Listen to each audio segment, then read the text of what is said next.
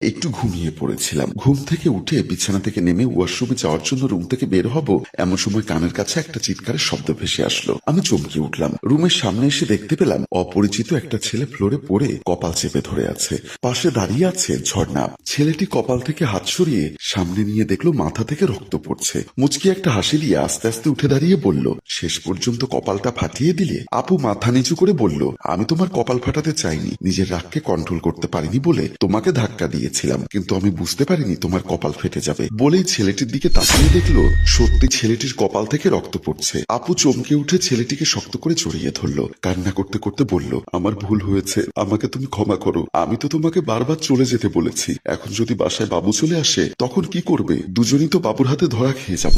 আমি বুঝতে পারলাম এই ছেলেটির সাথে ঝর্ণা আপুর অবৈধ সম্পর্ক চলছে। ছেলেটি বলল, আমি তোমাকে ছেড়ে এভাবে আর দূরে থাকতে পারবো না, তুমি বাবুকে ডিভোর্স দিয়ে দাও। আপু বলল, ডিভোর্স? অসম্ভব, ডিভোর্স দিলে অনেক সমস্যা হয়ে যাবে। বাবুর এই বাড়ি, এই গাড়ি, এই বিশাল সম্পত্তির ভাগ আমি পাবো না। তাই আমি একটা বুদ্ধি বের করেছি। কি বুদ্ধি বলো? আপু ছেলেটির কানের কাছে মুখ নিয়ে কি জানি ফিস ফিস করে বলল। আমি কান বাড়িয়ে শুনবার চেষ্টা করলাম, কিন্তু কিছুই শুনতে পারলাম না। আস্তে করে নিজের রুমের ভেতরে আবার লুকিয়ে পড়লাম। পর্দার ফাঁকা দিয়ে উকি মেরে দেখলাম ছেলেটি আপুর কথা শুনে হাসতে হাসতে আপুকে আবার জড়িয়ে ধরলো। আপুকে আদর করে ছেলেটি চলে যাচ্ছে। আপুও তার রুমের দিকে চলে গেল। আমি ভাবনায় পড়ে গেলাম। আমার মনের ভেতর কামড় দিল, নিশ্চয়ই দুলাভাইকে নিয়ে তারা কোনো ষড়যন্ত্র করছে। কিন্তু আমার কথা কেউ বিশ্বাস করবে? জানি বিশ্বাস করবে না। ভাবতে ভাবতে আমার মধ্যে অস্থিরতা কাজ করছে। আমি সেদিনের পর থেকে আপুকে চোখে চোখে রাখার চেষ্টা করছি, কারণ তারা ফিসফিস করে কি বলেছে তা তো আমি শুনতে পাইনি। আমাকে যেভাবেই হোক জানতে হবে আপু আর ওই ছেলেটির উদ্দেশ্য কি। আমি যে লুকিয়ে লুকিয়ে আপুকে দেখছি, আপু হয়তো তা কিছুটা অনুমান করতে পারলো।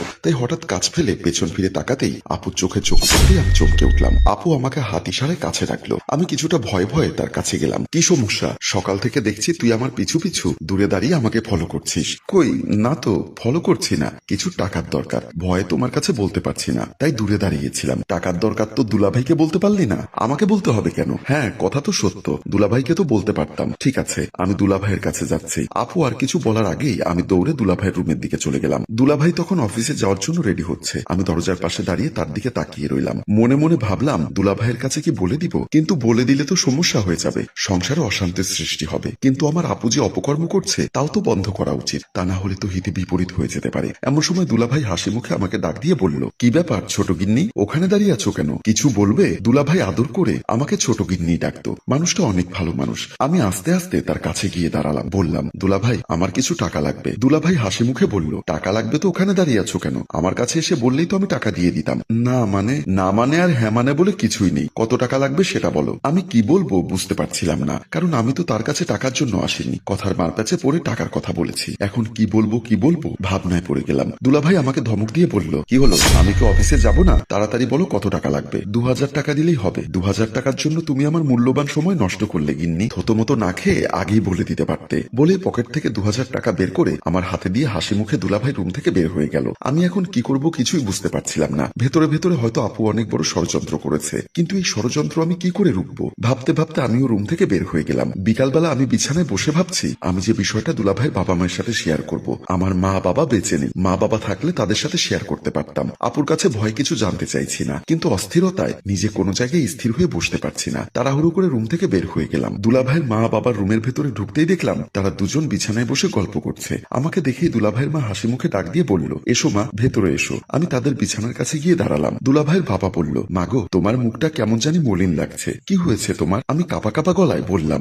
না কিছু হয়নি, এমনি আপনাদের সাথে দেখা করতে এসেছিলাম। আপনারা চা খাবেন? দুলাভাইয়ের মা বলল, আমরা একটু আগে চা খেয়েছি, এখন চা খাবো না, কিন্তু তোমাকে দেখে মনে হচ্ছে তুমি আমাদের কিছু বলবে মনে হয়। আমি এখন কি করব? আবারও দ্বিধাদ্বন্দ্বের মধ্যে পড়লাম। মনে মনে ভাবলাম ঘটনা কি তাদের কাছে খুলে বলবো নাকি বলবো না। ভাবতে ভাবতে কিছু না বলে তাদের রুম থেকে বের হয়ে গেলাম। দুলাভাইয়ের বাবা ও মা দুজন আমার এভাবে চলে যাওয়া দেখে অবাক হলো। পরদিন আমি আর আমার কলেজে গেলাম না। আপু রুমের মধ্যে ছিল। আমি আমার রুম থেকে বের হয়ে কলেজে যাওয়ার কথা বলে আবার নিজের রুমের ভেতর ঢুকে দরজার কোণে লুকিয়ে রইলাম। দুলাভাই অফিসে যাওয়ার আগে আপুর কপালে কিস করে বলল, সাবধানে থেকো, কোনো কিছুর প্রয়োজন হলে আমাকে কল করো। আপুও হাসি মুখে ভাইয়ার বুকে মাথা রেখে বলল, কোনো চিন্তা করো না, একদম নিশ্চিন্তে অফিসে যাও। দুলাভাই মুচকি হেসে অফিসের দিকে চলে গেল। দুলাভাই রুম থেকে বের হতেই আপু মুচকি হেসে মোবাইলটা হাতে নিয়ে ওই অপরিচিত ছেলের নাম্বারে কল দিল। ছেলেটা কল রিসিভ করলো। আপু মুচকি হেসে বলল, আমার শ্বশুর শাশুড়ি তার বোনের বাসায় গেছে, ছোট বোন গেছে কলেজে, বাসা ফাঁকা, চাইলে আসতে পারো। ছেলেটা হাসি মুখে বলল, এক্ষুনি আসছি। আমি আমার রুমের পর্দার আড়ালে দাঁড়িয়ে সব দেখলাম। কিছু সময় পর ওই ছেলেটি মেইন দরজা খুলে বাসার ভেতরে ঢুকলো।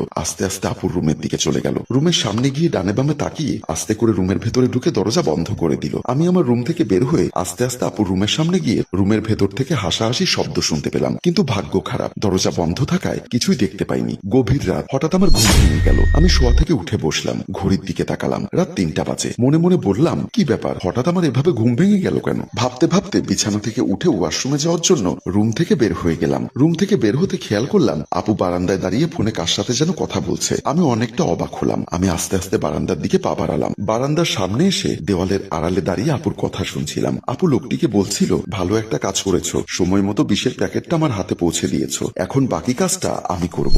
আমি বিষের কথা শুনে চমকে উঠলাম। বুঝতে পারলাম আপু ভয়ঙ্কর কোনো প্রস্তুতি নিচ্ছে। আপু আবার লোকটিকে বলল, তুমি একদম চিন্তা করো না, বাবুর হার্টের সমস্যা আছে, হার্ট অ্যাটাক করে মারা গেছে বলে চালিয়ে দিতে পারবো। আমি অস্থির হয়ে উঠলাম, কি করব ভাবনায় পড়ে গেলাম। দুলাভাইকে কিভাবে বাঁচাবো সেই চিন্তা মাথায় ঘুরপাক খেতে লাগলো। আস্তে আস্তে নিজের রুমের দিকে চলে আসলাম। আপু তখন ওই লোকটির সাথে কথা বলছিল। পরদিন খাবার টেবিলে ভাইয়া নাস্তা শেষে আপুকে ডাক দিয়ে বলল, কই গেলে, চা নিয়ে এসো। আপু রান্নাঘর থেকে 1 কাপ চা নিয়ে হাসি মুখে ভাইয়ার সামনে এসে দাঁড়ালো। আমি দূর থেকে আড়ালে দাঁড়িয়ে সব দেখছিলাম। ভাইয়ার সামনে চায়ের কাপ রাখতেই আমি আর নিজেকে সামলাতে পারলাম না। দৌড়ে এসে দুলাভাই চায়ের কাপে হাত দেওয়ার আগেই দুলাভাইয়ের সামনে থেকে চায়ের কাপটা হাতে নিয়ে চায়ের কাপে চুমুক দিয়ে বসলাম। আপু চমকে উঠে আমার হাত থেকে চিলের মতো ছো মেরে চায়ের কাপটা নিয়ে নিচে ফেলে দিল। দুলাভাই অবাক হয়ে দাঁড়িয়ে গেল। আপু অস্থির হয়ে বলল, এটা তুই কি করলি? এই চা কেন তুই পান করলি? আমি বললাম, কেন, কি হয়েছে? এই চায়ে কি বিষ মিশানো ছিল? কথাটি শুনে দুলাভাই চমকে উঠল। তখন